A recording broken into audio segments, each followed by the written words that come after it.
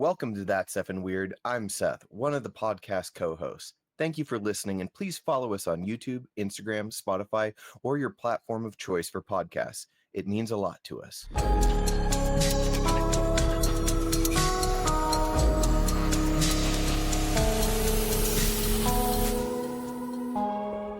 What are you doing, sunflowers? What are you doing, sunflower seeds? Me? I've got this puck of processed grains I'm chewing on. Oh, are you talking about spitting? Oh no, I'll have zine in just a minute. Oh, got ya. Yeah, zine was too expensive. Longhorn was like $4, and I was like, yeah, bet. Yeah, what's crazy is my area, they had a zine shortage. I was kind of starting to panic. I'm like, what do I do? I was like going to gas station, and it was slim pickings. And my house is still a wreck from Greg being here for 4 days. But we went on a trip because we had to be in North Carolina, and finally found zine sources. So I stocked up. Nice. I think you're the cause of the zine shortage. Maybe I do. I have. It's like I have this thing where I'm like, okay, I get my zine, I get my on, and on is like cold water extracted nicotine, and then zines are more kind of like Nicorette, somewhat synthetic, and then I layer them. I get them and I layer them. I go, on zine, and then once you're done with like a meal, it just hits all the right receptor sites. It's great. And are you aware of the studies on nicotine being promoting neuroplasticity? And there's like a bunch of college professors that are chewing Nicorette gum because they're like trying to learn a new language or whatever. I could honestly see that, just because, again, it's not good for you, but you look at like a lot of when technology advances were like being heavily made. Just even society, like people being creative, it's like, well, what was kind of really allowed, like tobacco usage, Yeah. I wish I had a time machine to like rewind to see how people used snus, like the nose stuff. It's so hard for me to picture people doing it. I've never done it before. So I've done it. You're going to need, like, first off, use a microscopic pinch. If it's your first time trying that stuff, always use a microscopic pinch like that. Trust me, yeah. The other thing is, so let me actually turn on my camera. Come on. Yes, accept that. Bet. So if you go like this, right, with your thumb, you see this little indent? Mm-hmm. Like, for a while, people would just position their thumb right, and then they just fill up the indent and sniff it like that. That's what a lot of cokeheads do. Or at least the old head ones. How do you control it from getting like way into your sinuses? That's your sinuses just absorb it. Like, it's like, how does anything else prevent from getting into your sinuses? Well, but it's like shreds of leaves. Do they blow it out eventually? Oh no.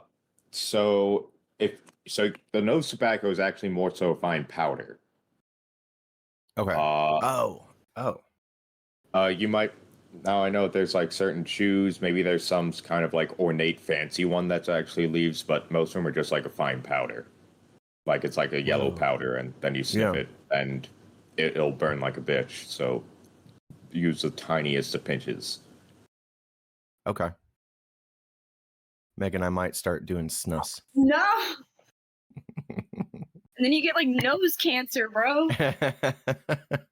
I mean, I French inhale like everything. Well, when I do smoke, I French inhale. I don't know why, I just can't inhale tobacco normally. What's the French inhale again? Is that the? Oh, it's when you inhale through your nose. Your nose, okay. Like you take a puff and then you just sniff it through your nose. Yeah. Well, you're also a antiques aficionado. I feel like this is a great segue because I'm thinking of like pipe tobacco, leather chairs, a study. Oh, well, if you are ever in my area, I do know one great antique store. plenty actually that sell very, very good pipes. Antique stores you'll find like some of the best pipes for dirt cheap. Whoa. Yeah, we were looking at some at this antique shop near us. And kind of one. I'm not a smoker of nicotine, tobacco, whatever. It's Delta 8. But I wanted a little fancy pipe because I was like, ooh, what if I wanted to get the flower and I can just be like a guy with, a pipe. But she wants a Gandalf pipe. Yeah, I want a Gandalf pipe for my weed. I don't know what's okay to weed. Yes. I want a Gandalf pipe. Definitely invest in screens. Mm-hmm. I shouldn't be vaping it or smoking it at all. I used to just do like the edibles, but it's just easier to smoke it or vape it. So I'm just like, you can actually control it. Yeah, I had a bad experience recently with a gummy. Seth knows. I got a gas station gummy. We call it gas station crack weed, and it was awful. And I threw up a lot. So that was great. Probably got some synthetic weed. That's the main thing. Is like any of this stuff, especially from like China or some foreign country. It's not gonna be weed. Yeah. Her arm was blue, which like I was this close to taking her to the hospital. And then apparently she was just laying on her arm weird. So I kept looking, but she was like super pale. It was just insane. It was so insane. It was so much worse than the gravity hit you took like years ago. Yeah, I was pretty dizzy. I don't know. You said there was like 6 cannabinoids or something like that in it. Or yeah, whatever. It was like this entire list on the bottle. It was like HC, HC, TC, AZ. It was like insane cannabinoids I've never heard of. And my dumb ass was just like, whatever, eat half of the gummy. And I'm just like, that was not smart at all. I should know better at this point. So yeah. Make me fall asleep. I think it might just be due to a high tolerance. Gotcha. Mainly because, especially at the paper mill, so we won't even get stoned to get high or anything. It's just when you're constantly moving paper and just moving all these multi-ton rolls, it just helps with like the muscle pain. Oh yeah. Yeah. I can only imagine. Oh yeah.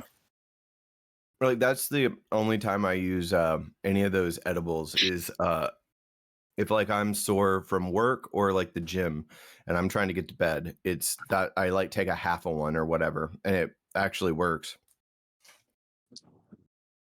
But well, I speaking of fun things, I was bush hogging today. I was thinking of like expanding on fun things, kind of like what we just did with Greg down here, and like reach out to more people and have like, I don't know, fun random behind the scenes like streams of silly movie making or something like that. And I was thinking it would be cool to have like a basically real life Stardew Valley simulator where everybody has to grow their crops. It would take so long, that things that would be like that. And then I was like, I could get like an RV or some kind of camper and put it out there.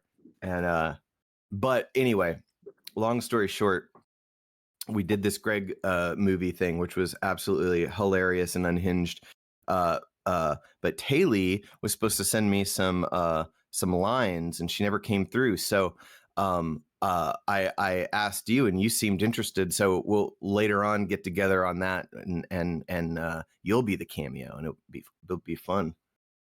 Okay. That sounds good.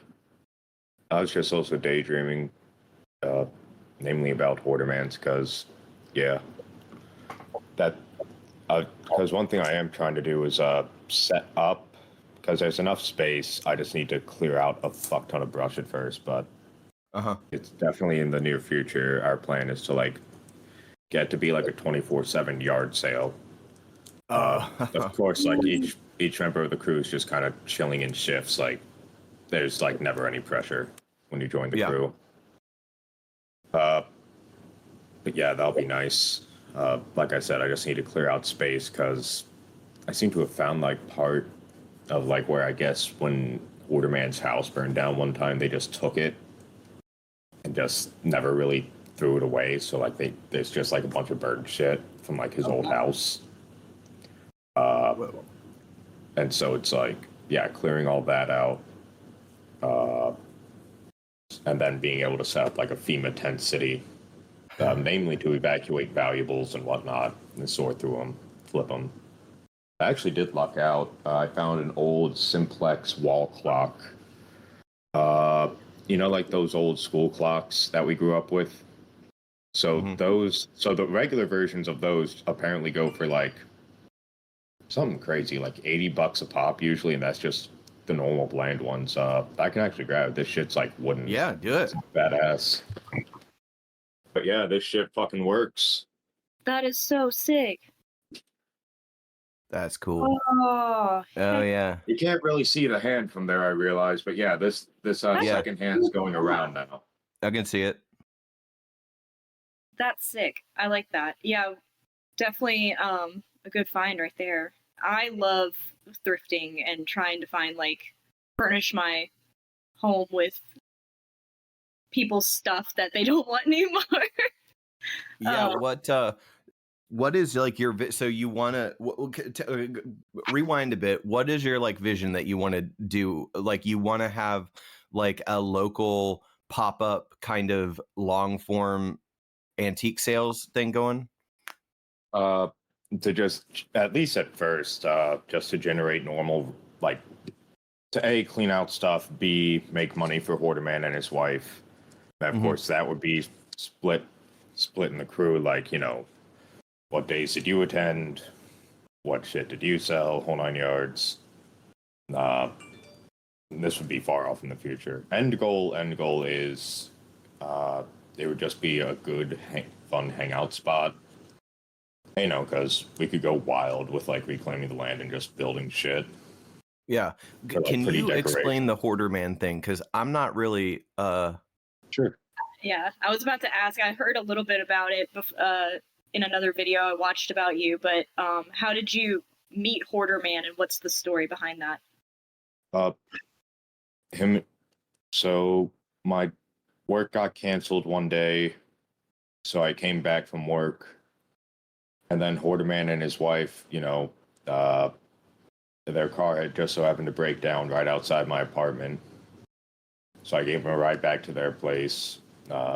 They hit it up. We hit it off. He actually helped me unload this dresser drawer. I had just moved into my apartment, so I just picked up a couple of free pieces of furniture I found. And he admired my antique collection that I kind of taken with me from home. And yeah, we hit it off. They smoked me up. He played the Edmund Fitzgerald. They were just really nice people. It was he wanted to jam out, whatnot. Inside, he has an entire recording studio. That's another end goal type deal, because, yeah, I'd have access to, infinite instruments and just be able to record whatever. And there's, professional recording shit from the 70s. Of course, it's got to be tested. Make sure that there's, no chewed wires or any shit like that. But, yeah, I explained to him, look, I'm honored, that'd be fun, but you have 6-foot walls of stuff everywhere. Your porch is collapsing. Your property is surrounded with bamboo. I cannot access, no one can access most of your property. Because, yeah, all those paths that you see me walking, the bare spots, that used to just all be bamboo. Or the knotweed, rather. And yeah, that, I kind of had to prove it at first. I wasn't there to steal from him or anything. And he slowly opened up more and more to the idea of selling stuff, make room, and make money, and then get his house fixed. Yeah. And yeah, it's just been, I've been doing that since 2022. Nice. That's cool. That's super cool. I mean, that is a really good way to to help a hoarder for sure. I can't imagine. I've been trying to minimize my stuff unless it has like a purpose when it comes into my home. And I just couldn't imagine living with. That's really cool. They have a recording studio, but you can't get to it. That's for real. Some very close friends of mine, like I've shown them that because obviously with Hoarder Man, him and his wife are like grandparents to me. Like, despite that crumbling house that you see pictures of me with, right? That's Hoarder Man's. Oh wow. Oh wow. So yeah, it's just as you can see, like by the videos, I'm not lying when I say it's like there's just stuff everywhere. That needs to be like flipped or pitched. He is a bit stuck in his ways. Sorry, that's all my alarms going off. I'm an overnight worker, so in the afternoon they all start buzzing. Yeah. So I'd say that's right. They are a bit eccentric. The best way to describe them is like patriotic hippies, where they love their country, but they have some stupid ideas. Like, you know, he talks about not wanting the trash to be in a landfill, and I'm just sitting there like, bro, you turned your property into a landfill. Yeah. Yeah. I was thinking. The other thing is just go ahead. dragging. It's has been a bit of a drag to like get him to get a fire permit so we can have fires, because he's back in the day he used to throw wild parties and just kind of let anyone onto his property.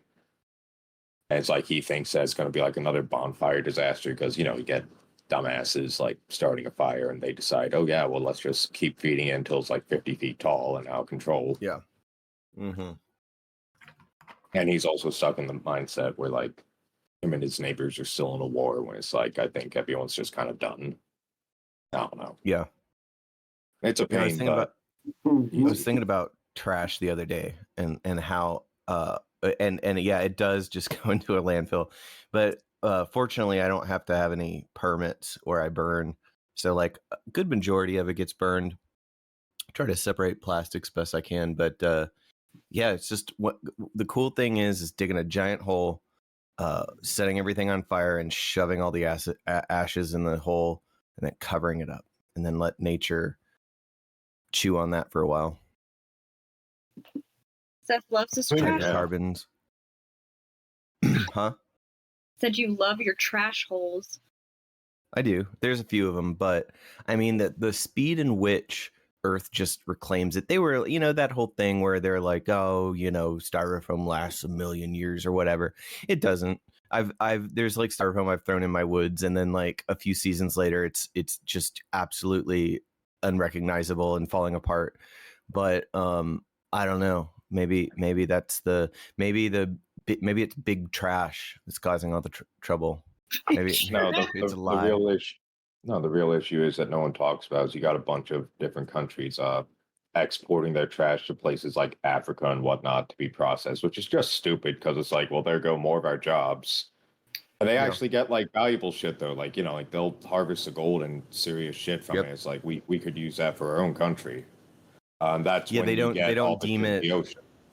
Yeah, they don't deem it cost effective to recover the gold and silver off of circuit boards. So like third world countries wind up doing it because they don't have anything better to do.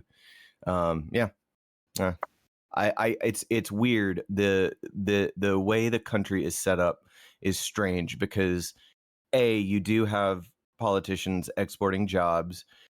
B, you have inundation of silly regulations, because in my line of work I deal with building things, and the amount of just numbskull rules that I have to follow if the state gets involved is, I mean, absolutely infuriating. And like if you work through it logically, like it makes no sense one way or the other. It's just another form of taxing. It's gotten so my whole thing is I think that the government's just gotten way too big. That's the main thing. And then the majority of people have gotten soft and lazy. And so there's such a disconnect between like the people putting their foot down and fixing and basically pruning the size of the government, because you have a bunch of docile cows everywhere. But yeah. I would say they're in the minority. It's just that the media gives them so much more attention to make it seem like that's a cool thing to do when it's not. Like everyone fucking hates it. Yeah. Like the only people, unironically, the only people who I've met who think that everything is okay are heroin junkies. And funny enough, on my travels, I've learned that they're the same ones who just sit around all day and watch Netflix. So all those people you see just sitting and watching the worst Netflix shit imaginable and making it popular, those are either pill or heroin junkies. That's all they do. Yeah. Yeah. I think I've fallen off of, like, for a while now, TV shows. Like, I got really exhausted by Game of Thrones after all of that was done. And then they started House of Dragon, and I was like, do I want to go through all this again? And then I started, and I was like, I don't know if I want to do this again. So I've decided just to stop watching, like, except for Twin Peaks. Seth has got me into Twin Peaks, but that's old. Yeah. So, If you, there's Smiling Friends, another really good horror one. So I fucking hate American Horror Story because it wasn't scary, and they'd always have some really, really weird, depraved, weird kinky sex going on for no fucking reason. Yeah. So to me, it was like, no wonder women like this. This is just some weird softcore porno shit. Yep. But yeah, so Channel Zero is infinitely better, and it's based off of creepypasta stories, but they're actually adopted really, really well. Like the first one's based off of Candle Cove, the first season. You can get like they canceled it on Sci-Fi a long time ago, but you can get like the whole series on DVD for I think $30-ish or some shit. Mm-hmm. ooh. I got to check that out. I've heard of this, but I haven't watched it, and I need to just bite the bullet and do it. Man, I love independent stuff. Like, it's so much better than this focus grouped, hand curated whatever, like you're talking about on Netflix. I mean, that's one of the reasons I like the Fishtank. It or just like interesting people that are making things is so much more interesting than the garbage that's pumped out right now. I do think there's kind of like I don't know how they talked about, the flip in information between, podcasting and Facebook and all of that has definitely occurred, but I think there's going to be like an entertainment flip that we're on the incline of, and you're going to just be there one day and it's going to be like the majority of like good stuff people are talking about are really niche pockets of the internet creating stuff. I don't know how. I mean, it seems like Netflix is so artificially sustained. I don't really know how they do it. And what also doesn't make sense is whenever something is actually popular that people really love, they're like, well, go cancel it on season 2. I mean, they always do that. And the only thing I can think of is like PSYOP territory where they're not, if this was like a business that was operating traditionally, that's kind of how you go out of business is like not listening to your user base. And so something that like these huge companies that make things, it's like there's some like kind of government subsidized things, kind of like how they kept all the hotels alive during COVID. They put, I mean, they were empty. They were so empty, and they were artificially kept on life support until everything, all the wealth was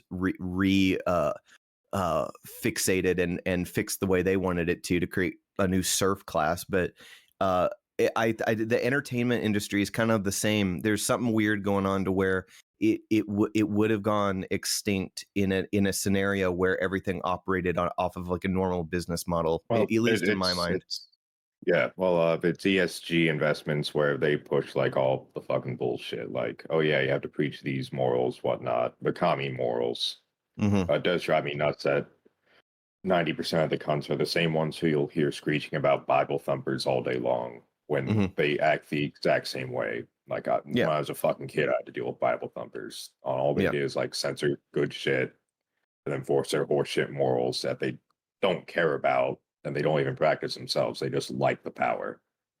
And a lot of the shareholders are also just multi-generational spoiled brats who, because they have the majority of shares, they just push how they think people should act or how the world should be onto everyone else.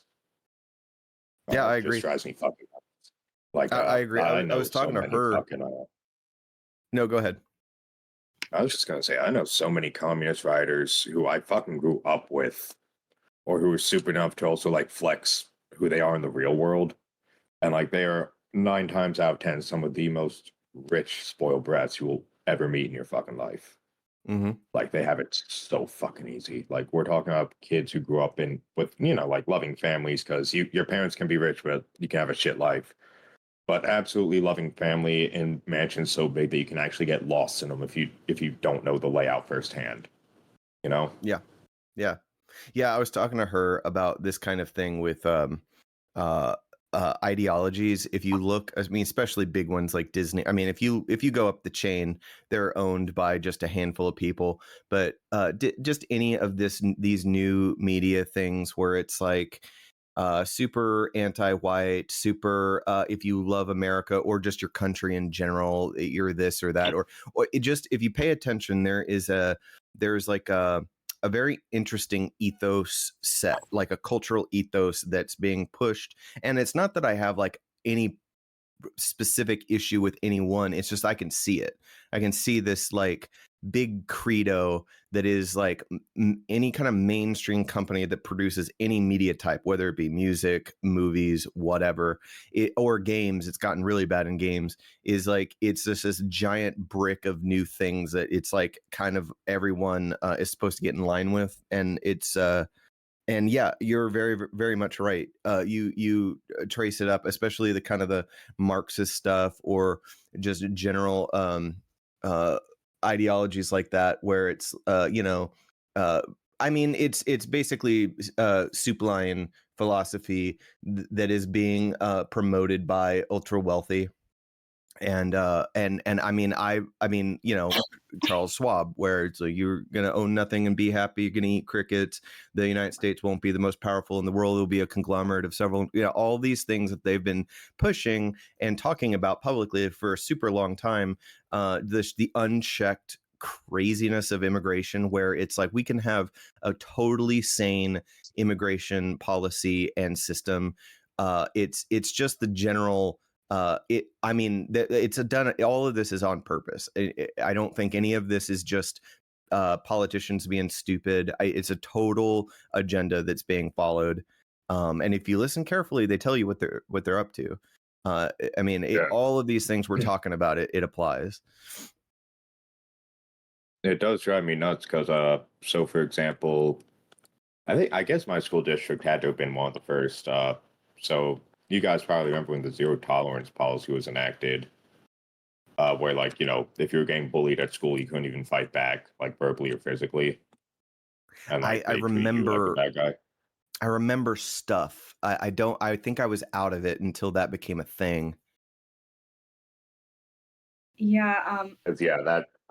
I don't remember that. I graduated in 2008. Yeah, so you were before like so like when I was in first grade, that was when No Child Left Behind hit, and like you got hit really hard, especially if you had ADHD. Like they treated you subhuman because all they cared about was their precious test scores, and that's also soon after that.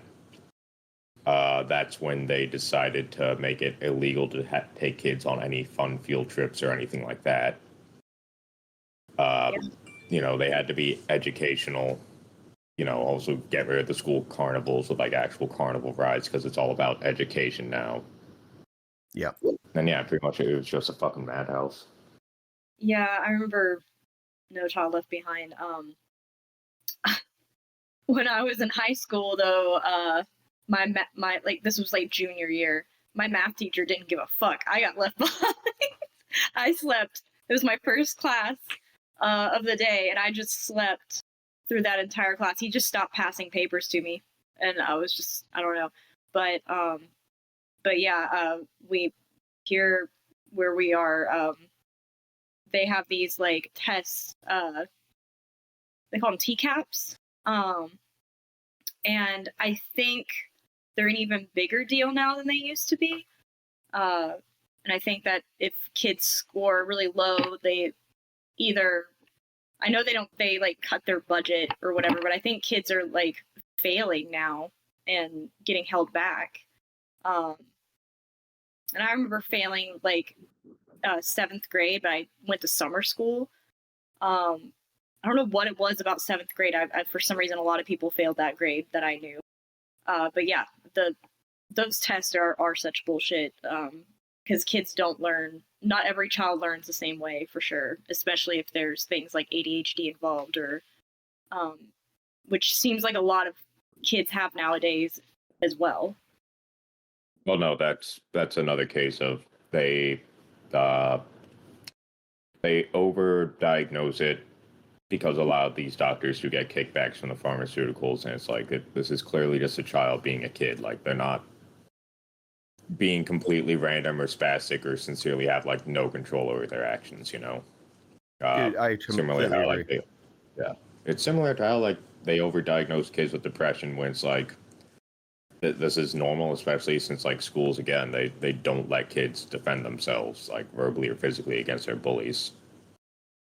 And hell, now I know for a fact because my sister, she was like the first year to go through it before it even became like a mainstream thing at this Quaker school called Westtown Boarding School. Absolute shithole. Needs to be shut down. But like but when my sister was like in 7th grade, that's when they began teaching like, oh, well, me and my sister are fucking mutts, so it doesn't matter. But they were like, oh, well, you're white passing, so you're inherently racist and privileged. And they just let her get like tormented nonstop. Allowed her to get falsely accused of being a drug dealer on campus, like a bunch of other fucked up shit. And yeah, like that's how schools are. Because one of my best friends, he has a kid in kindergarten, and whatever they're teaching the kindergartners, his son just came home one day and for a month was obsessively recoloring his own skin as black. And it's like, well, that's not normal. What the fuck's going on here? Yeah. Yeah, that's an issue. What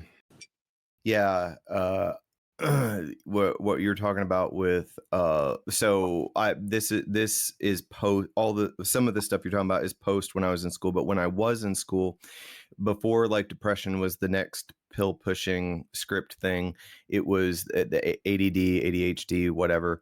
And I agree. I think that the majority of it is kids being kids. I think that the way that the school system's set up is not conducive for anyone that is not really into multiple choice or certain types of testing structure where it's just regurgitated textbook information.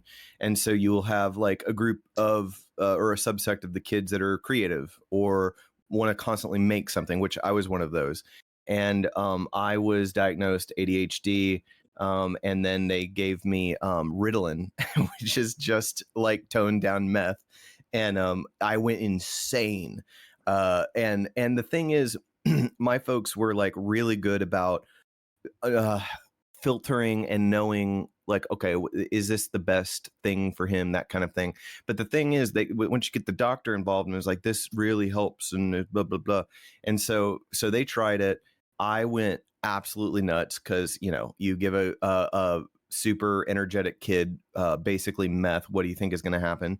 And they immediately got me off of it shortly after because it was just like completely unhinged. And but I remember that. I remember friends getting diagnosed and like being put on stuff or getting new prescription glasses because one of the theories was that they couldn't really read the board, so they would get lens prescriptions filled so you could see the board. Maybe they're not paying attention because they can't see the board. No, it was just unbelievably boring school. I absolutely hated school. But yeah, it's all that kind of thing. And I can't imagine going through all of that again. And that's the other thing is like, I feel like dads need to step up because my dad was like, you know, it was basically, you know, don't you ever start a fight, but if like someone bullies you and starts one, you're going to finish it, kind of a thing. And when I got in trouble for cracking a kid in the head with a lock because it was just like this thing. Every time we would get back from lunch, we'd put our stuff away, we'd get our books. He would always come up and like either smack me on the butt or do like a deep grab. And I was just like, this, don't like this. And he would taunt me constantly. Finally, while I was putting my books away one day, I just had enough of it, and I whacked him on the back of the head with my lock that I happened to have in my hand. And then he was like, you hit me, you fucking hit me, blah, blah. And then I decked him, and I still have his braces scar in my knuckles. And his friends had to like, the thing was, he was just overacting so much. He was like huddled over, and all his friends were like, whoa, man, that was too far. And they would like help him down the hall, but there was a blood trail, and it was great. And so I went in and immediately just told the principal, like, hey, I had a kid and everything. And I was in a private school. So the first thing the principal did was I reenacted what happened. And, you know, there was like inappropriate touching, then the consequences, the guy fucked around and found out, and some violence. And then he like holds me up on the story, and he's like, whoa, you mean he cursed in front of everyone? That was like the big deal. And it was just super tone deaf, nothing actually designed to help kids. It was about optics and grades and funding. Yeah. And it was just that kind of thing. But I couldn't imagine being held back to where I was going to do like, if I defended myself, I was in the wrong. That must have been, I didn't, until you told me, I didn't really know that was an issue, because that's disgusting. Well, yeah, that's the main reason why so many kids are either killing themselves or going on rampages, honestly. No one wants to talk about it. Yeah.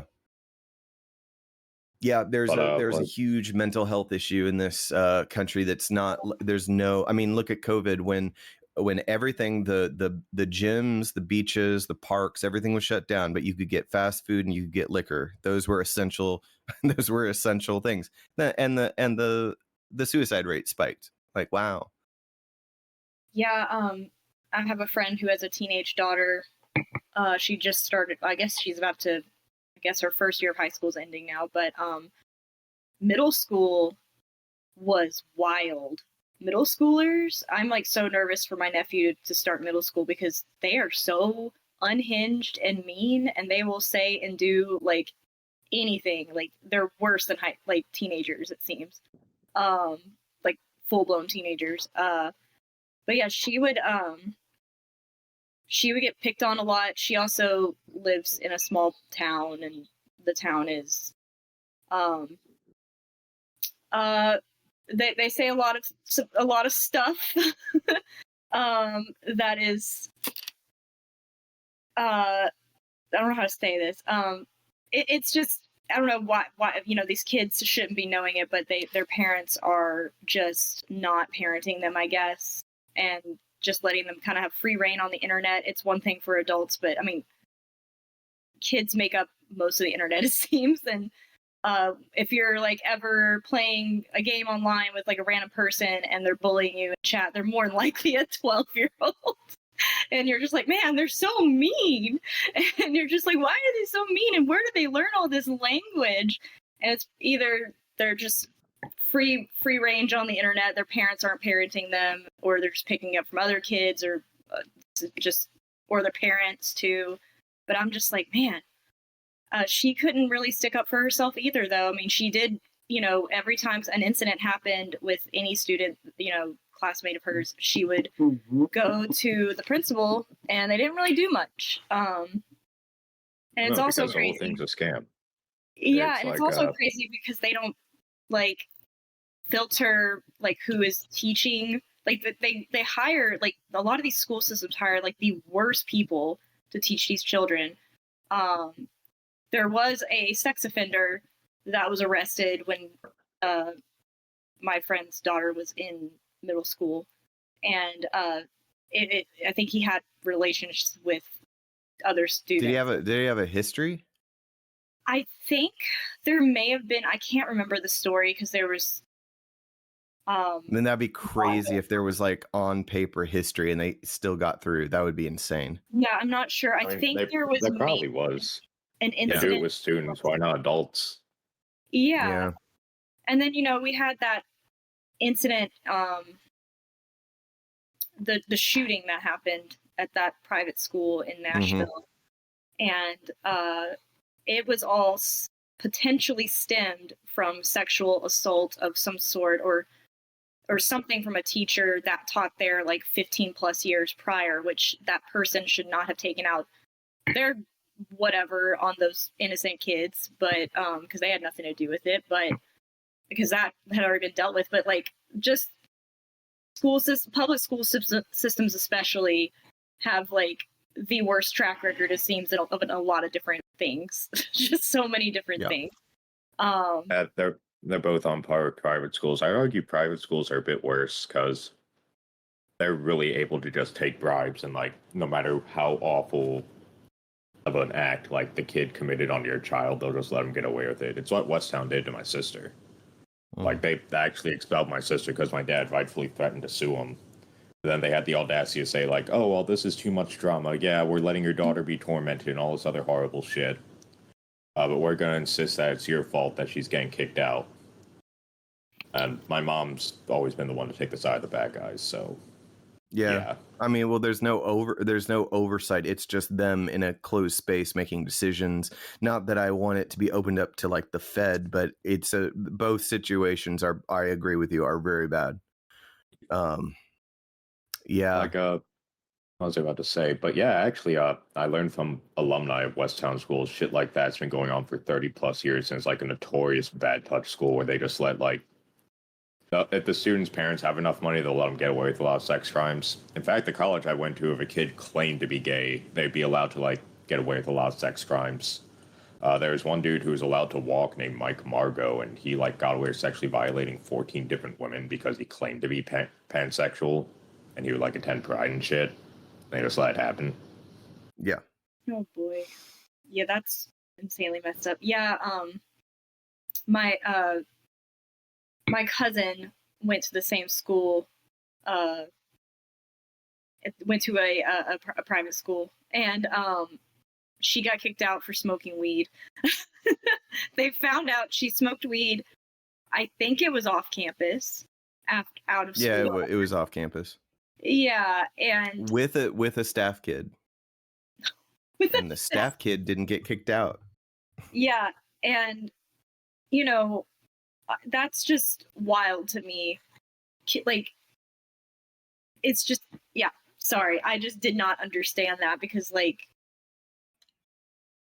it just, why would you like expel someone for, I don't know, making, like, just trying something like that? And if they wanted their message or whatever for because it was a Christian private school, shouldn't they be like accepting her back in and like trying to, whatever they think the issue is, trying to help her in some way and not just like kick her out? It was wild. So, well, I mean, we've talked about this before. The majority of Christian organizations don't follow their own doctrine at all. I mean, they're just, it's, my whole thing is, you get enough people in a room and it becomes political and it's just, yeah.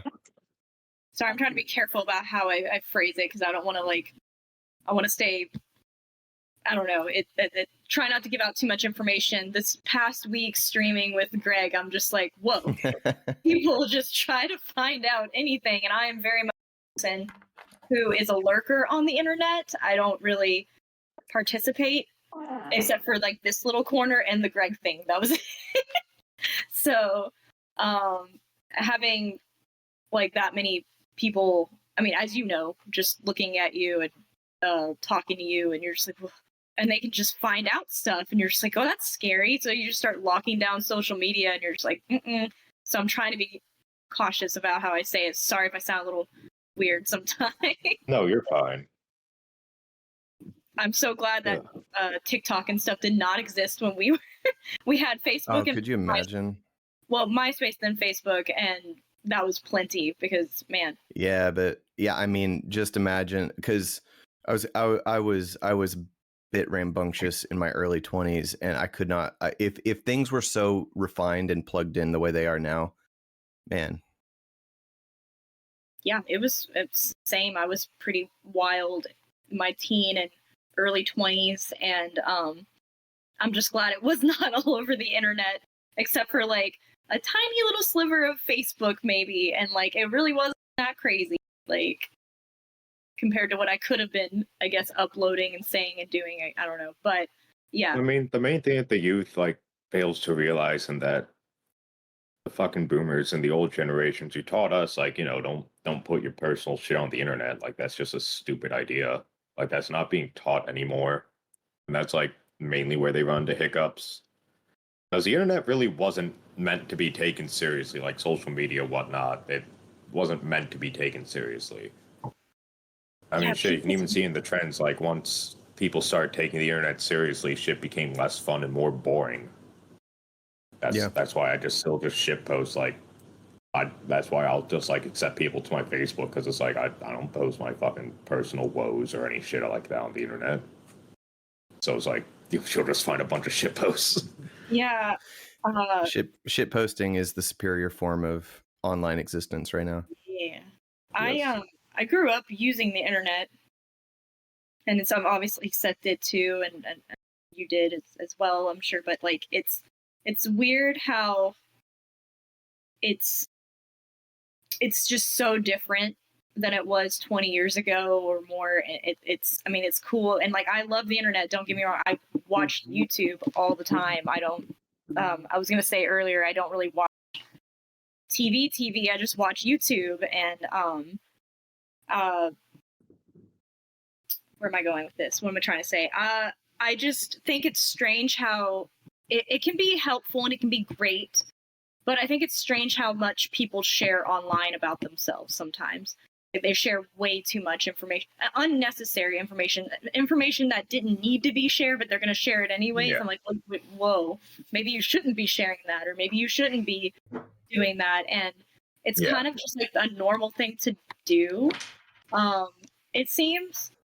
And a lot of people also will carefully curate a certain persona for people to see online. And it's, I don't know, it's just an uncomfy thing sometimes to witness. I like just seeing like anybody getting canceled, for example, any kind of like internet person getting canceled, and you're like, and they're just, and it's just like unhinged stuff, like weird, either it's weird sexual stuff or just, personal stuff where like a couple is breaking up and they put all their mess on the internet, and you're like, whoa, this was unnecessary. So yeah, people need to have a healthier balance with the internet and their real life. I think, for sure. I think there's a right way to use social media, and I definitely think there's not a great way to do it. But I guess we wouldn't have things like Fishtank. I don't know. I mean, I don't know. It's like, I went on Fishtank. My Instagram's always been private, as I've had a bunch of old enemies like try to mass report some of my posts when I roast people from my past who like really try to get on my nerves again. And it's like, well, guess what, bitch? There's no principle for you to tell me to anymore. I'm gonna fucking make this post and roast the shit out of you. But a lot of influencers, I will say, are just naturally predatory, but it's just kind of weird. Why would you want to influence how people live their lives? Right? Now, look, like, obviously, I'll always say, like, to someone, like, don't fucking use heroin. Don't go down this path. It's not going to end well. And I'm going to let you know now, I'm not going to stick around for it, because it'll end up hurting me. Yeah. But beyond that, like, it's just weird to want to, like, force your own morals on shit, and, like, I don't fucking know, man. And also another thing that a lot of people don't realize is, again, a lot of the people you see just online all the time, especially screeching about like commie stuff, social justice-y stuff, or even like old Biber thumper stuff, since that's kind of making a slight comeback, but no one really likes it at all. But yeah, like, it's like they're all spoiled brats, because who the fuck else has time to just sit down and just do all that shit on the internet? Like, it's one thing where, like, You're just fucking chilling. You like find a silly video and you just like post sad. They're just some like no effort post whatsoever. But like it's another thing where it's like you're actively just screeching about this stuff nonstop and bitching Yeah. about like your money woes. It's like, bro, get a fucking job. Yeah. Like get a job. Like go outside. Fucking stop being a woe is me when half your problems are just from you just being a dumbass on the internet, pretty much. Yeah. I want to present a hypothetical.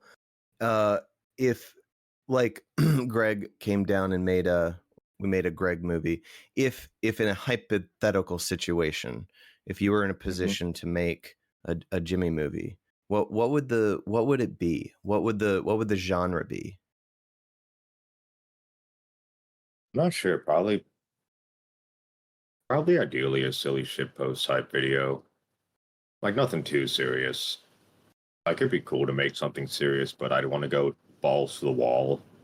Yeah. So that would be like some far off future goal where it's like, I'm heavily investing a buttload of money. But honestly, probably just some silly shit at Hoarderman's or something like that. Because it can serve as like a purpose of like you're cleaning, you're exploring the place, you're using the land.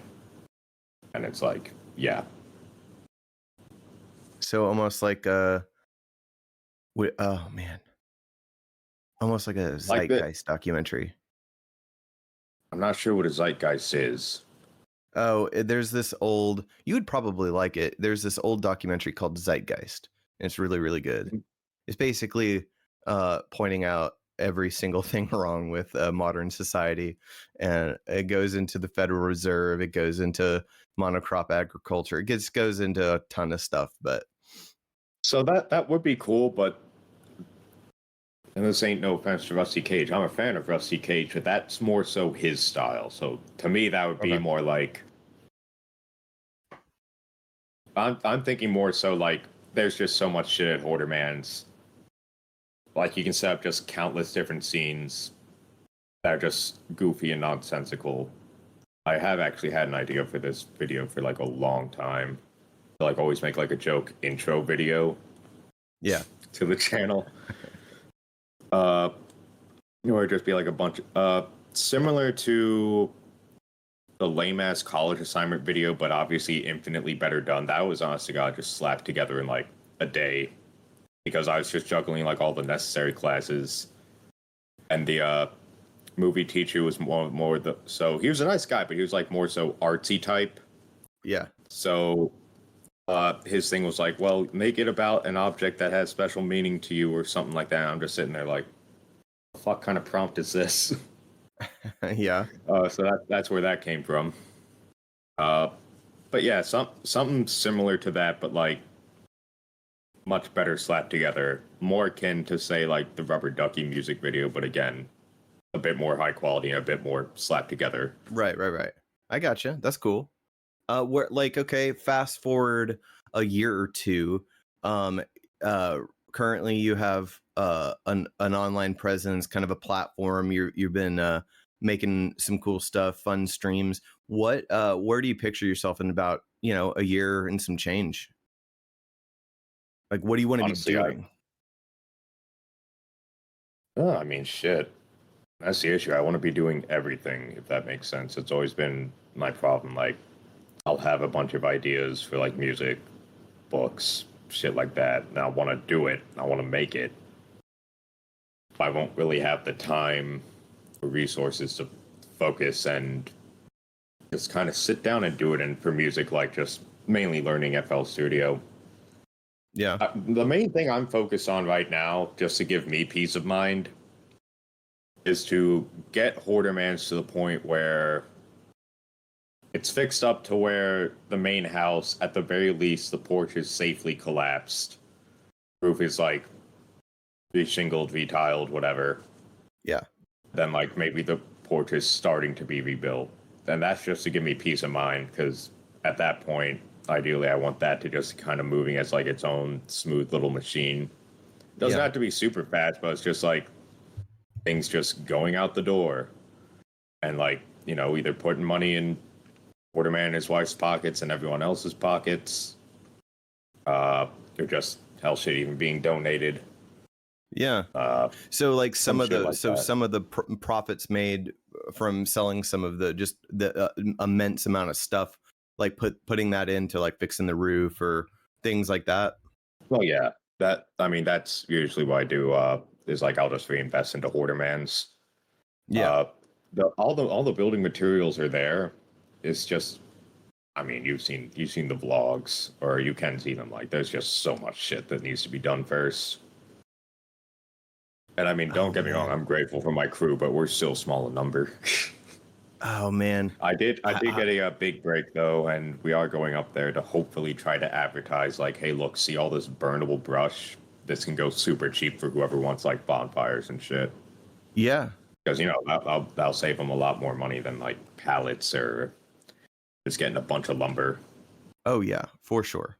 That it almost reminds me, in Home Improvement, the show, where they're actually doing tool time and they like go to different places and work on it. It would be, I would love to see like that kind of footage of fixing up that place. That would be so fun. Right. No, once I get the FEMA tent city set up, then I can actually move on to the next thing, which is putting a floor jack beneath that one part of the porch. Yes. And then safely evacuating everything off the top of the porch and putting it into cover. Because again, there's 2 concert speakers up there that are like my size and like 2 of me thick, if not a bit taller. Yeah. So we gotta get those down and then test them. Yeah. I just recently, this past year, started using some floor jacks to add some. When this house was built, it was kind of a rush job, and I wanted to keep some of the older bits intact for history reasons, but I should have just demoed it. So I went under there, and I realized, well, I've got to have like some kind of a slab underneath the floor jack, and when I did, I used these big flat pieces of like limestone, and just with my small house, the pressure that I did put on it fixed my issue, but it's the stone snapped underneath the floor jack while I was under there, and everything was fine.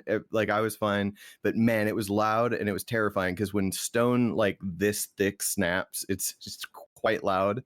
And the floor buckled while I was under there, but where the Christmas tree is nice and sturdy. Nice. I did not know this story, Seth. I didn't know about the limestone part. Yeah, those thick pieces. I'm just walking around there, and like Greg. Well, it happened. It happened. You were up above, and it happened. And I was. I don't know if I was just so tired. I may not have mentioned it. I don't know. That's right, because I was so you were fixing it. Okay, I didn't know if it was a separate incident. I was definitely up there, like listening for and feeling. It was a long story. We also had to like re-plastic the subfloor and all of this because I had an animal get under there and make a mess of it. So, but it's all good. Now, I enjoy construction projects, especially when it's like something you're invested in and it's not just a job.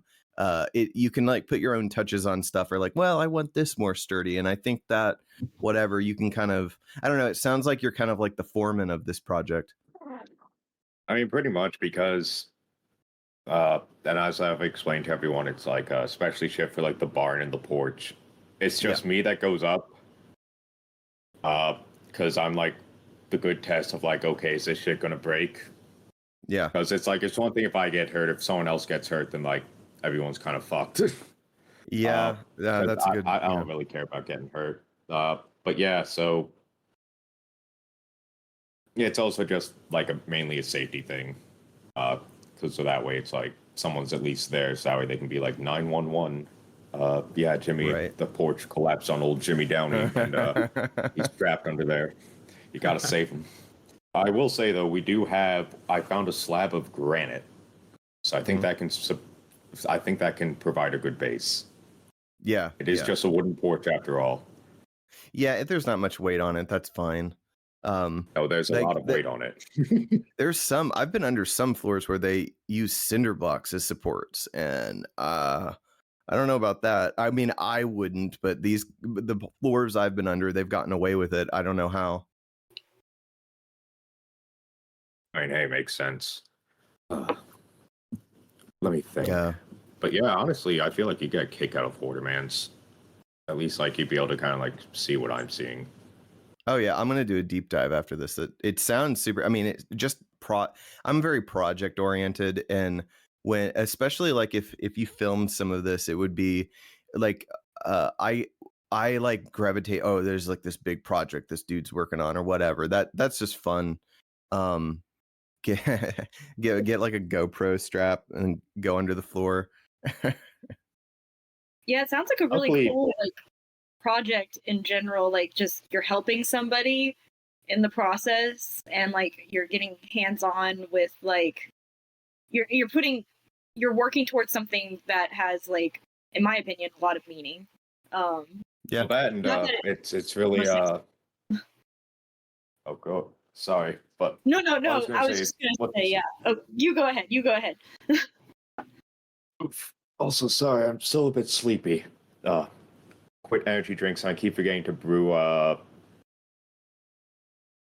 espresso. Nice. But yeah, my main thing is like it's just really cool because you're just digging through antiques. Like underneath his porch, I found like old 1910s magazines and shit like that. But they're in a particular part of the pile where they survived. The two, yeah, like actually, I have like 2 unreleased books. I don't know if you guys have any like connections for like legitimate lost media, but I have 2 unpublished, unreleased books. Here, let me show you. These are from under the porch. They're in rough shape, but it's like they're both one of a kind. I'm gonna get more coffee. I'm gonna finish up the last of what's in here. Finish up that coffee. Oh. I got a Bailey. Heroic religion as a higher soldiership. I know from my book connection, you see how like it's designed? Yeah. This is apparently like this means that like there I got 2 copies of this. And it's like, you know, you can see the author's notes and everything. Yeah. That's sick, dude. But yeah, completely unreleased. Failure of all frontal attacks upon war, the alleged inevitability of war, man's ability to determine his own environment and destiny, harnessing the war giant, heroic religion as a moral substitute for war, man created on a battle plan, prophecy of history, for chivalry, the Crusades, the military orders, Bushido, militarism, a reversion from judicial procedure to physical violence. Oh. War book. And warfulness, the relation between war and religion, the viewing on this study, man's evolution as a warrior, the struggle for existence. It's just pretty much just goes into like some really deep dive into the nature of war itself, pretty much. Wow. And like how that into humanity as a whole. Man, I wonder if that book would survive scanning. But yeah, that's once he has his headphones on. Beals, and I can't find that book anywhere online. And again, like wow. Yeah, I wonder how they would. That would be a long and delicate process to scan that in. Yeah. Or hand type it out. But yeah, you got the like the physical preservation of the original, and then if it survived like a scanning, I use a company called Blurb that's really good. They do short run prints of stuff, and if you scan and put it all together, you can make it into either a digital download for like Kindles or a physical production, and like set your price to it. But that's dope, man. I mean, if anything, it's more so the historical preservation part of it. Like, yeah, I'm looking to, at least for one of the copies I'd be willing to sell, but my main thing is like finding someone who's like a pro with this shit / like passionate, who knows what the fuck they're doing, so that way like nothing gets ruined in the process. Yeah. And then, like, of course, if they were to want to buy the one copy, they could. If not, then I'm sure they'd probably be able to find someone else or find the right tools to be like, yeah, let's put it up for auction. Because, again, it's like a one-of-a-kind thing. Yeah. I was happy that I saved that. Yeah, I mean, just your mind towards preservation in general. I like that. I mean, there's so much stuff people toss now. There's so much stuff that gets overlooked in like estate sales or whatever, and just chip by chip, we lose a ton of information in general. But I mean, I'm like a data hoarder. I like I have so many drives. I back up and back up and back up. I don't like losing any kind of information. Yeah. Just wondering, by the way. Oh, go ahead. No. You go ahead. It was just going to be unrelated. So how many synths do you have behind you? Like, I've there's got the synths, and then there's that box. that box. No, the brown one to your left. Yes.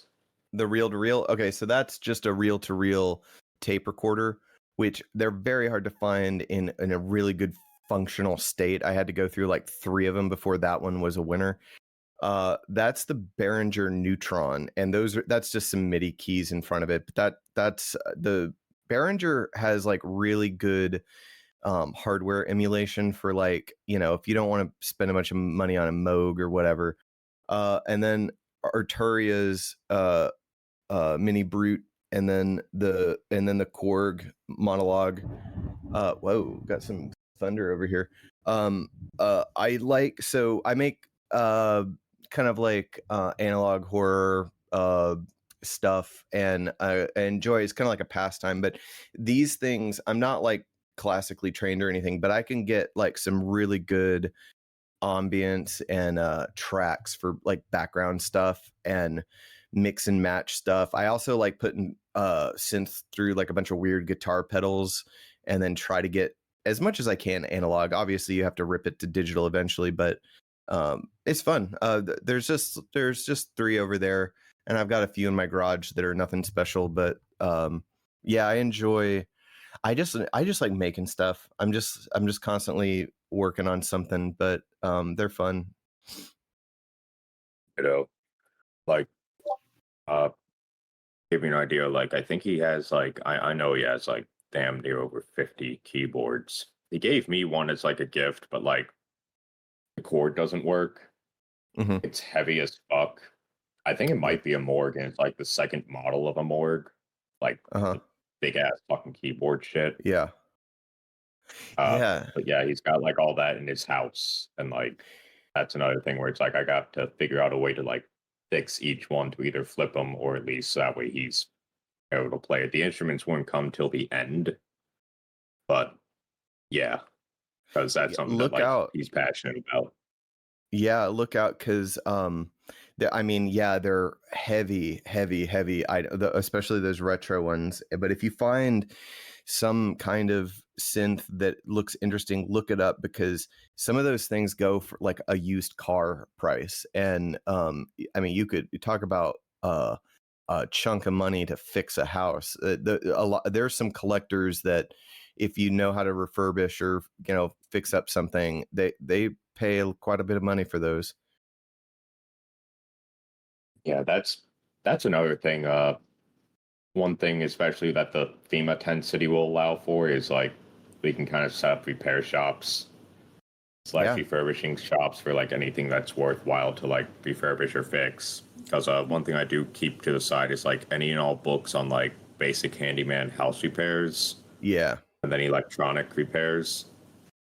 Because Google's kind of shit these days.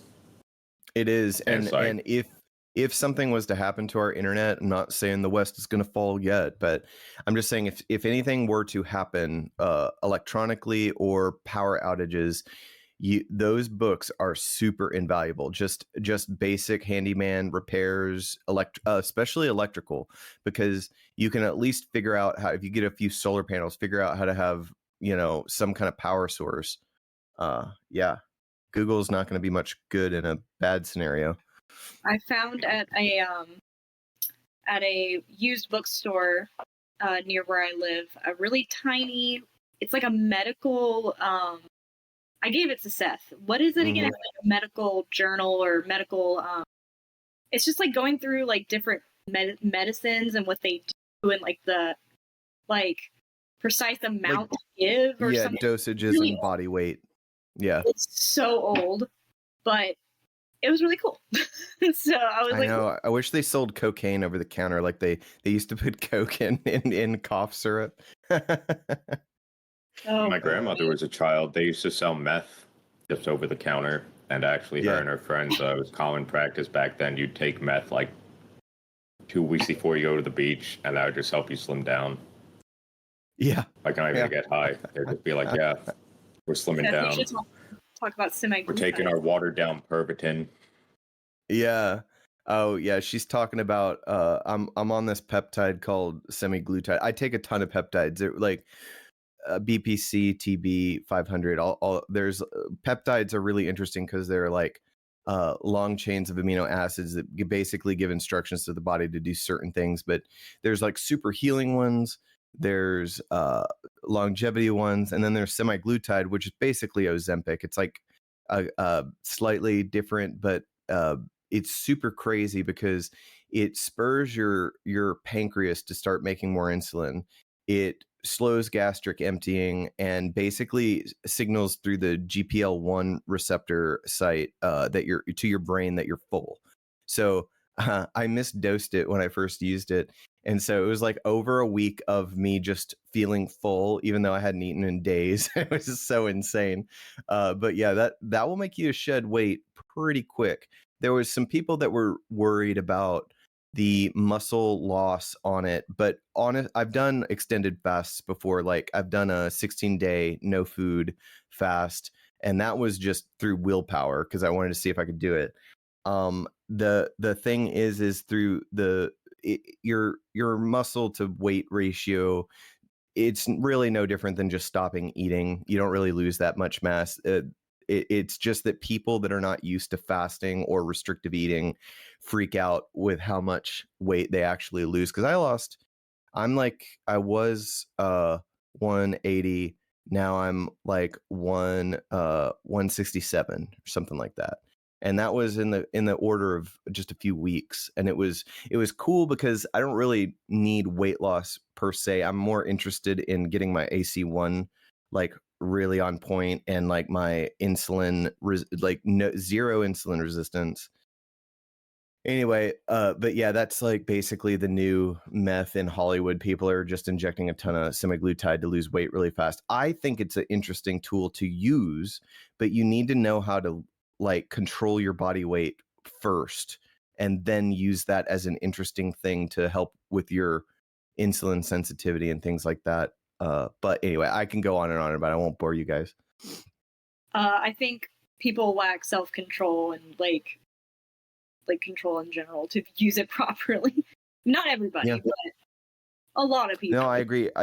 What's insane is I got my blood panel back shortly after I started using it, and my blood sugar had crashed down to 77, and my AC1 improved a whole like 0.1 per 1, however they divvy that number.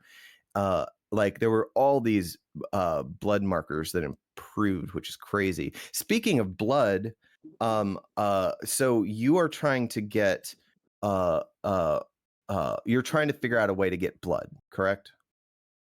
Yeah, just pretty much who I can pay to like take out my blood safely.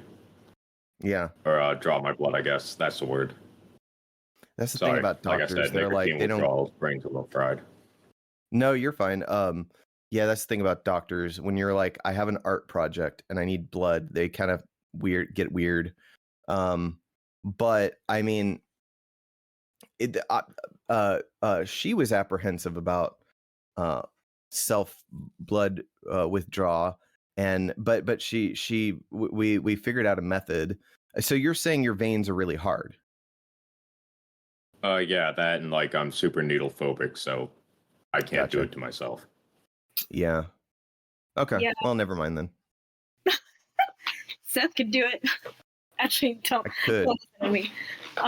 I could. I mean, I could send you a series of videos of me successfully tapping my and her vein over the next few weeks, and then you can just make a judgment call if I don't know, travel to you and withdraw your blood. This is not Okay. helping with like the skinwalker accusation that they're like the vampire. Oh my gosh. Man, I know. I wish I could have. Greg didn't want to do any peptides, which is fine. I didn't pressure him too much. I was worried you But- were gonna kill him if you did that. I was like, what if he dies somehow? No. Not that he would, but like you don't know. Sorry, guys. I accidentally killed Greg. I'm so sorry.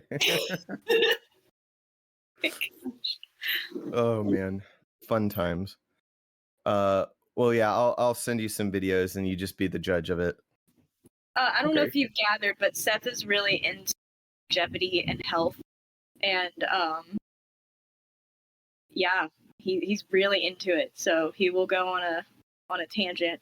If you Well, know. apparently, chat thinks it's weird that how into it I am. Like that. What was it? My biological age. My biological age. I've whittled it down to 20. I'm basically aging like a 20-year-old, but I'm 15 years older than that. I'm 35. So, I mean, when your blood markers come back with that kind of success, I'm gonna brag about it. I'm proud of it. Oh my gosh. Yeah, it's been interesting trying experimental peptides with Seth. When I tried semaglutide, it definitely worked. I threw a lot. Yeah. That Yeah, was that's not the thing. If you eat something bad that you're not supposed to have that messes with your insulin, you'll throw up. It will just not allow you to. Which I don't understand why they don't put morbidly obese people on it, because it's way safer than cutting your stomach out. I mean, I would imagine. I mean, like they're doing that. They're putting those bands, cutting their stomach out and putting those bands so they can't eat, and they'll get sick if they do. Just this injection, it makes way more sense to do that. It's way less invasive and cheaper. Like you can have like a vial of semaglutide that lasts you like 2 months for like $100, and yeah, or well, I've answered my own question, or get a really expensive surgery to pay off some doctor's mortgage.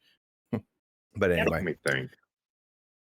I do know that for my blood, I have been meaning to get tested because so it might actually be toxic for consumption, just because the only animal to have ever bitten me like died 2 weeks later of an unknown blood condition. oh, At least according to the owner. This was during the Utah program. I was holding a piece of bread and a Labradoodle puppy ripped my finger right open. And yeah, I saw my nerve endings, and the concept of Utah place refused to believe that I needed stitches until my finger bled through like 9 layers of my shirt, and they saw the fucking nerve endings again. I had to remind them that, like, yeah, you see those octopus suckers? That's not normal. Those are probably nerve endings. Oh my god. yeah. But yeah, that, and after a while, mosquitoes, flies, and whatnot, they leave me alone. So I'm not sure if even they have a point where, like, look, we're tapped out. We should not drink this man's blood anymore. Or like, what the? It's Yeah.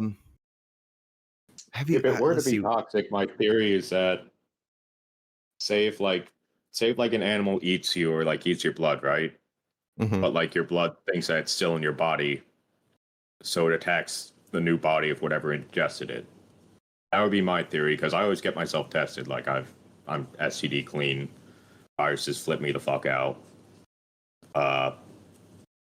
So it ain't none of that.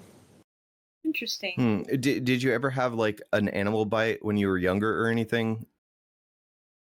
Not when I was younger. Like I had a dog named Peanut who would bite us, but he couldn't draw skin. He could not draw Right. blood. It would be like a shock pen, pretty much. Yeah. But yeah, and like I've had my pet cats, like one of them would like play bite you, but again, never to like draw blood. Have you gotten a lot of tick bites in your past?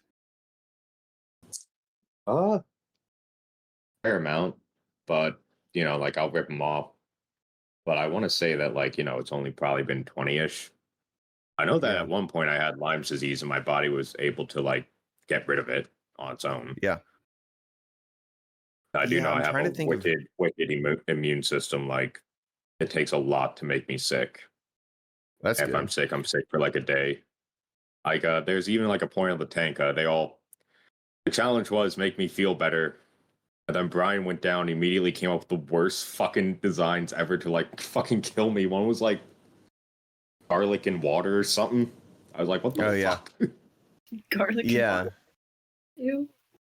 Yeah, I'm trying to think of like what would you I mean, I know that there's some genes some people carry where they are way less prone to getting mosquito bites or any kind of like those kind of bites because for whatever reason that the mosquitoes just don't want any of that. I'm trying to think of what it would be. So it'll start where like I'll get eaten a lot, right? Mm-hmm. And then they'll just stop. That's weird. I've never heard of that. Yeah. I mean, yeah, if you got like a pathogen screen, like it more like, man, I don't even know what you would search for. Like with the dog thing, I was first like, get like some kind of a pathogen screening because if something dies like later on of an unknown, that sounds more like a pathogen. But then if the mosquitoes are all over you and then they just leave you alone, I don't know what that is. That's a really I wouldn't know what you would test for. Well, I mean, mosquitoes also I don't know, other than bug killers and whatnot. Like when it comes to like human viruses and diseases that would affect human and mammals, they're kind of immune. Mm-hmm. Like otherwise, they wouldn't be around for so long. You wouldn't have flies and mosquitoes like covering like corpses that died from some sort of illness. Right. Like they eat what other things can't. It's like one of those type of deals. But I don't know. It's just always been something that's made me curious. And I am so sorry. The blood, is it for an art project? Yes. Okay. What kind of art project is it? I mean, I'm behind on this topic. I don't know. Just some kind of spooky painting that I have in my head. Ooh, okay. Yeah, painting. I feel like I watched something about painting with blood a while back. It's pretty interesting. Well, I hope you find somebody to draw your blood. If it's not, thank you. Because it sounds like he wants to do it. I really want to do it. Don't want to do it. The thing is also when you store it, you might need to put, because once you squirt it out onto something where you're using a brush or whatever, you probably want to cut it with some kind of a, like maybe like just a few dabs of like lighter fluid or something, because blood coagulates so fast. I would argue that it would be worse than painting with acrylic in terms of like, because you'd have to have a big amount if you had something to cut it to where it wouldn't coagulate as fast. But also, I mean, I wouldn't need too color. much. Just, I don't know, like those vials would be enough. Yeah. Okay. So like quick in and out. Yeah, like 4 ounces. I don't know. Just whatever those little tubes are they normally do the blood work with. Yeah. I mean, what are those? They're in milliliters. One like those ones at the doctors are like 10 mils, I think, that when they actually do your blood like thing.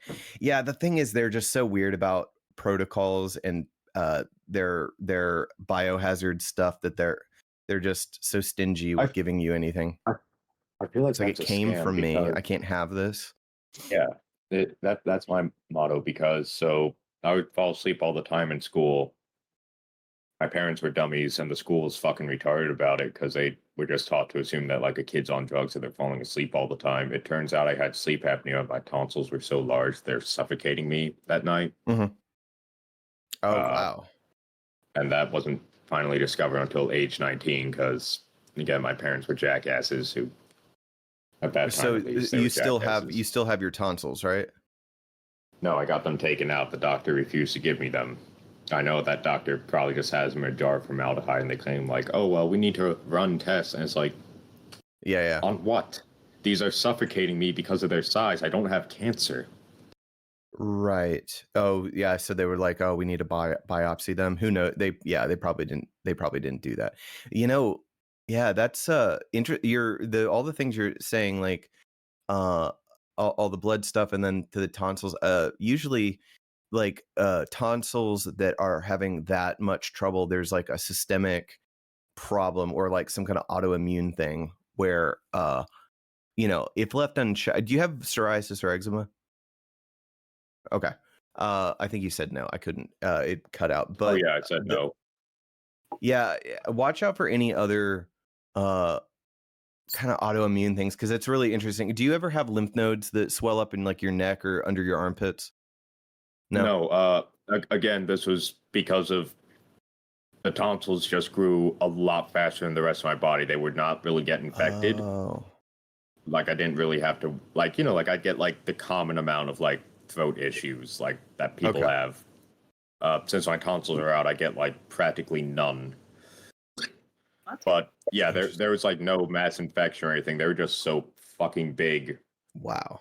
They just grew in like that to where, yeah, I'm pretty sure they stunted my growth because they did the sleep test on me. It was like I was waking up, subconsciously waking up 30 some odd times every 5 minutes to unchoke myself. So I'd never get into full REM sleep. So it's like I'd be asleep, but I wouldn't be asleep. For 19 years? Or, well, I'd say I think it started when I was 10, because I remember at the doctors when I was 10, they thought I was going to be a lot taller than I was, because they were like, wow, shit, yeah, your tonsils have already grown into your body. Like, they were that big at age 10, where like they were down into the chest. Right. And, they're that big, and it's like, you really couldn't see the back of my throat. They were just that big, but it was just how they were. Whoa, so it's almost like it basically you had sleep apnea from it. Yeah, because again, it's like they were so large that when you go to sleep, they suffocate you. And then your brain has to make them unsuffocate you. And so, yeah, you'd never actually be in REM sleep. That's the form of sleep that allows you to, like, actually be well rested. Right. Yeah. Well, I'm glad you got it figured out. I'm glad you can actually get sleep now. It sucks because I want to put on a puppet show with them. That was my actual plan. That's not a joke. I was going to put them on sticks and have a puppet show. And eventually down the line, the puppet show would get the new character, which would probably be my appendix. And I was going to make the appendix a radical jihadist because they explode a lot. Oh, I would tune into that. Well, I mean, at least you could potentially still have a radical jihadist. You'd have to substitute the other two. I want to be the first man to have his appendix actually fucking work. To give me some sort of added bonus to life, whatever that was at one point. Are you referring to it being a vestigial organ or whatever they called it? I don't know. Apparently the appendix does nothing. It's similar to, again, our sinuses and our tonsils are actually leftover organs that don't do anything now. Right. But I don't know. That would just be cool where it's like you're the one man whose appendix is working. Because they still don't know really what it was for. Many suspect that it was like an extra layer of digestion. Like it would be used to specifically grow this type of bacteria that would help break down like rotting shit and just really break down like just you're out there, you're you're whatever. Like what are vultures called when they eat necrotic tissue? But you're like the first person that could eat like rotting tissue and it's like actually good for you. Well, no, it would be more so that like it doesn't affect me because I mean I'd probably still be like starving and like nutrient deprived nonetheless. Probably. Yeah, I don't think I would if my body could process rotting meat. You'd be good. You wouldn't take advantage of that. Unless it's like a survival situation and I have no. Absolutely. Okay. Good to know. Please don't feed me. Well, well, we've had a really good chit chat. Is there anything else you want to discuss? Anything you want to shout out? I'll just thank you guys again for having me on. It was very nice.